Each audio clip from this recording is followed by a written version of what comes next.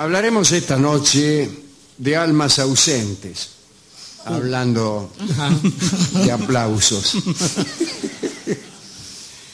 Contamos alguna vez, aquí en estas charlas, que era común en algunos pueblos de la antigüedad la siguiente creencia: el alma podía ausentarse del cuerpo sin causar la muerte inmediata del abandonado. De todos modos, esa ausencia podía ser en algún sentido perniciosa. Era probable, por ejemplo, que el alma no regresara jamás, y en ese caso el desalmado al cabo de un tiempito moría. Era posible también que se produjeran confusiones y el alma viajante encontrara cobijo en otro cuerpo, o también podía recibir algún tipo de maltrato que viniera a perjudicar al hombre que había perdido su alma momentáneamente. Usted perdía su alma por un rato se metía en otro cuerpo y ahí la maltrataban. Digo que hay gente... Por ese motivo, había toda una serie de ardides para detener la fuga del alma. Unos protocolos que impedían que el alma pudiera rajarse tan fácilmente. Se prohibían los estornudos, por ejemplo. Es lo primero que hay que hacer. ¿Qué es lo primero que hace uno cuando desea que el alma no se le escape? Bueno, evitar el estornudo. Pero naturalmente. 3, 4 estornudos y no hay alma que se mantenga en el cuerpo. Pañuelos llenos de almas. No sea asqueroso. Bien. Muchos trataban de no dormir con la boca abierta, ya que bien sabemos que una boca abierta durante 8 horas es difícil que alcance a impedir el raje del alma. Otros se ataban anzuelos cerca de cualquier orificio del cuerpo para atrapar las almas salientes. ¿Qué es? Colgabas un anzuelo, el alma salía, ¡epa! Y sin carnada, ¿eh? En la India, tan rígida en su sistema de castas, parece que sin embargo era posible cierta movilidad social que se basaba nada menos que en las transferencias de almas. Ah, claro. Transmigración. Vos no claro. podías, claro, no tanto transmigración, porque eso va de muerte, de vida en vida, Sí. Sino en estas huidas, un agujero abierto, Bueno. y otro también, y se produce Algo que lo llene, claro. este cambio de habitación del alma. Se cuenta que un rey transfirió su alma al cadáver de un brahmán y al mismo tiempo un chandela atento traspasó su alma al cuerpo abandonado del rey. Se hizo como un triángulo. Y entonces el chandela fue rey y el rey brahmán, pero no por mucho tiempo. El chandela fue invitado a demostrar su habilidad para externar el aliento y le dijeron, a ver, ya que está en Taura, expela el alma. Así lo hizo y el alma fue a dar al cuerpo muerto de un loro. Los hombres del rey instaron entonces al brahmán a aprovechar la oportunidad de rescatar la posesión de su propio cuerpo, y así sucedió. Bueno, es decir, se volvió a dar una movilidad y el rey recuperó su alma. Era todo el tiempo pasaba esto, ya la gente estaba harta. Sí, claro. Después vino una nueva creencia que solucionó todos estos problemas. Se empezó a creer que no había el alma. Claro. Y así estamos tan Así tranquilos. estamos hoy. Tan tranquilos, sin necesidad de andar contener el evitando. restornudo, cerrar la boca, andar esperando que resuciten loros, Poner anzuelos ahí. agrandar loros, etc. Sí, anzuelos peligrosísimos. Por Y me lo ejemplo. diga. Otra historia de este orden aparece entre los malayos. El rey Xiang había transferido por casualidad su alma a un mono. Bueno. Un visir ambicioso aprovechó la ocasión para enviar la suya al cuerpo del rey. Habiendo quedado vacante el cuerpo del rey, el visir dijo, aquí estoy. Esta es la mía. De este modo tomó posesión no solo del cuerpo del rey con el alma, sino también de la reina y el reino. Mientras el verdadero rey languidecía en la corte bajo la apariencia de un mono.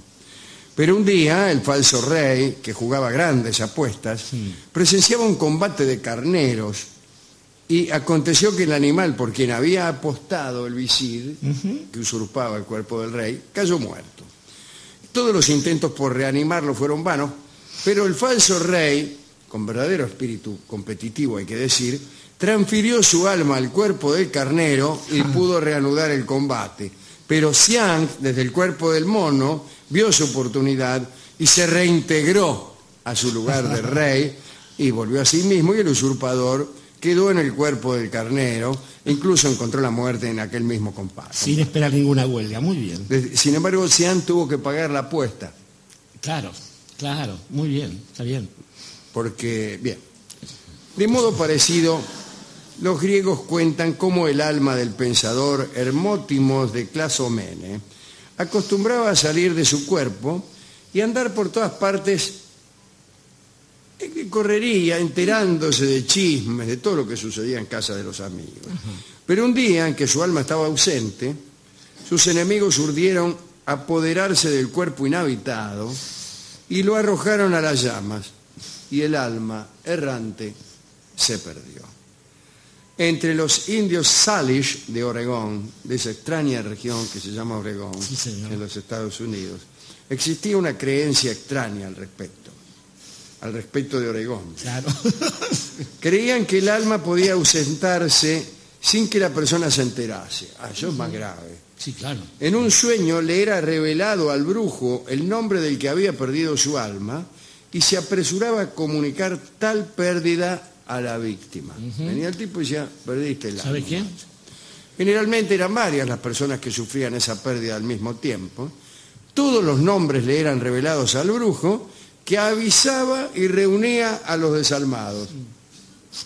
Bueno, esos hombres debían cantar toda la noche. Y al amanecer iban a una tienda aislada que se cerraba herméticamente en total oscuridad.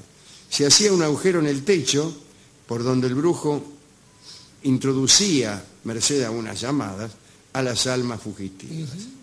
Muchas veces a la llamada del brujo se presentaban una cantidad enorme de almas ajenas a las que en realidad se buscaban, muchas de muertos, por lo que el brujo debía clasificar y apartar a las almas impertinentes.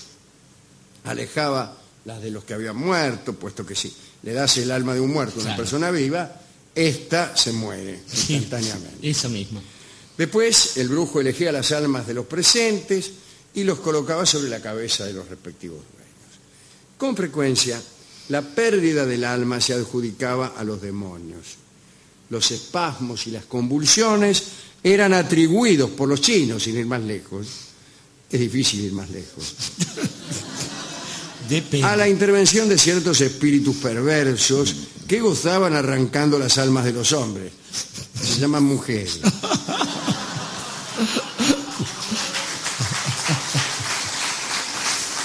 Discúlpenme. No, faltaba más. Es un chiste solicitado por la dirección de la radio. Sí, los obliga. Bernardo Llorente los obliga. Cuando en la ciudad de Hancheu, en la China, un niño se retorcía en convulsiones, los parientes aterrorizados se subían al techo de la casa y con una caña de bambú en la que ataban la ropa del niño, intentaban cazar al demonio raptor del alma. El resultado de la caza se hacía evidente si una vez puestas las ropas al niño, éste se recuperaba. Era muy difícil ser niño en China. Por favor. Y malo, sí. Bastaba que uno se convulsionara un poco para ver a toda la parentela arriba del techo. Me recuerda a alguna familia porteña también. En algunas regiones de la India capturaban el alma perdida de un hombre con sus propios zapatos y la restauraban al cuerpo calzándoselos. ¡Qué maravilla! Instrucciones para recuperar el alma perdida de un hombre. Se toman los zapatos, se hace un movimiento así como tomando el aire, ¿sí? Se le calza bien el zapato, ya está. Ya está. Volvió el alma. Y el alma tener los cordones. Dentro de los, va a ver el 6 de enero lo que va a pasar a usted. Se creía incluso en las civilizaciones más encumbradas que el alma de una persona podía habitar cualquier objeto ajeno al cuerpo. Si ese objeto portador del alma era maltratado, el dueño del aliento ultrajado moría. En el año 930 el emperador romano, que era el emperador romano de Oriente, ¿no? Lecapeno, de la dinastía macedónica, fue informado por un astrólogo que la vida de Simeón, príncipe de Bulgaria y enemigo de Lecapeno, estaba ligada a cierta columna de Constantinopla. Allí residía su alma. De tal modo que se quitaba el capitel, o sea, el techito a la columna, Simeón moriría inmediatamente. Lecapeno aprovechó la insinuación, mandó que quitaran el capitel y más tarde, y habiendo ordenado que se hiciera una investigación, el emperador llegó a saber que Simeón había muerto en Bulgaria repentinamente. Qué tul.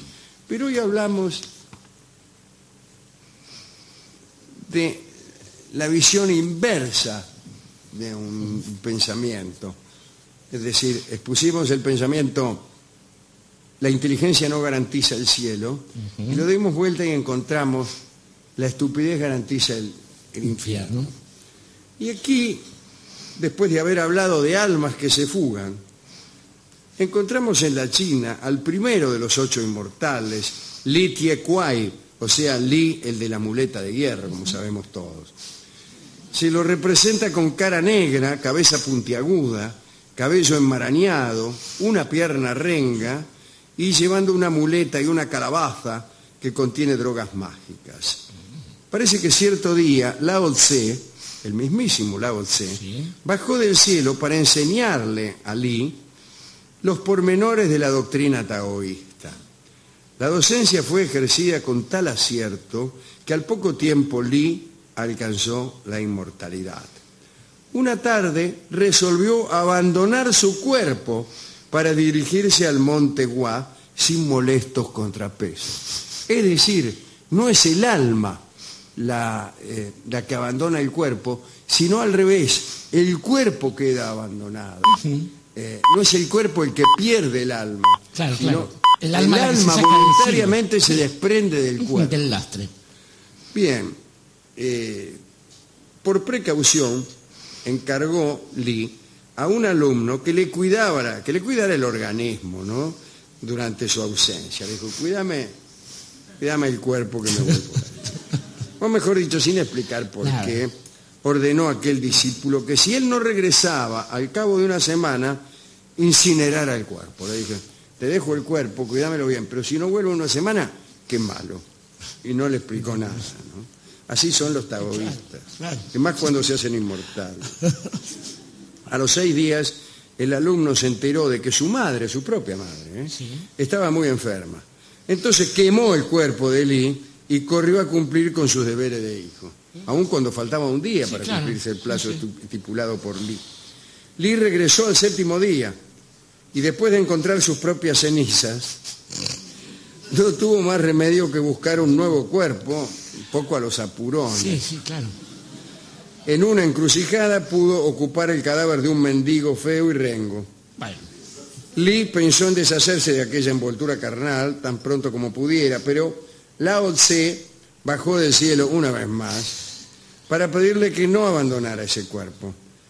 Y parece que acompañó esa solicitud con 2 discretos obsequios: una banda de oro para sujetar las crenchas y una muleta de hierro para paliar la renguera. Es una linda historia. Es una bella historia. Y qué bueno, qué buena estructura narrativa la del tipo que encarga a un discípulo que le cuide el cuerpo. Cuídame el cuerpo que me voy hasta aquí. Así como ese amigo del colectivo misionero no tuvo entereza para cuidar el pie que se le solicitaba, no lo hizo directamente con todo el organismo.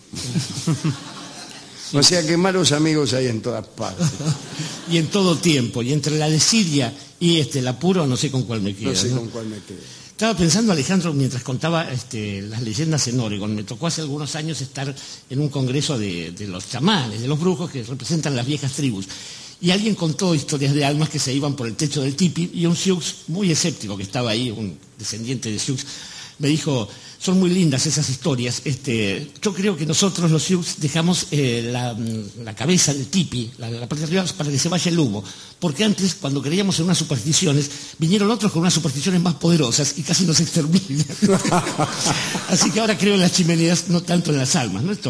Pero estaba pensando también que, bueno, hoy habló usted de Emanuel Swedenborg, que es un digno dedicando para estas historias de almas.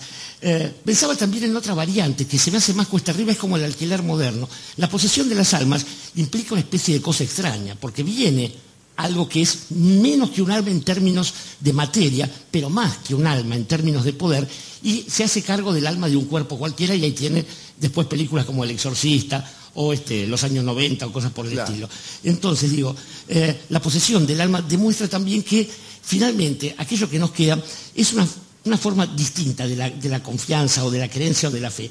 Decía esta amiga que es buena para hacer frases, no tanto como para las novelas, Marguerite Yourcenar, que alguna vez, cuando fallan los cálculos y cuando los filósofos no nos dicen nada, entonces es lícito que uno por un rato escuche el canto azaroso de los pájaros y también confíe en, dice, el equilibrio distante de los astros. Es decir, cuando nada nos garantiza nada, probablemente uno pueda pensar en estas disociaciones, pero mejor es llevar las cosas juntas, porque cuando el alma se va del cuerpo, uno termina siempre no yéndose para arriba como en las películas, sino desgraciadamente, igual que cuando uno pierde el amor o pierde la patria, digo, casi siempre cuesta abajo.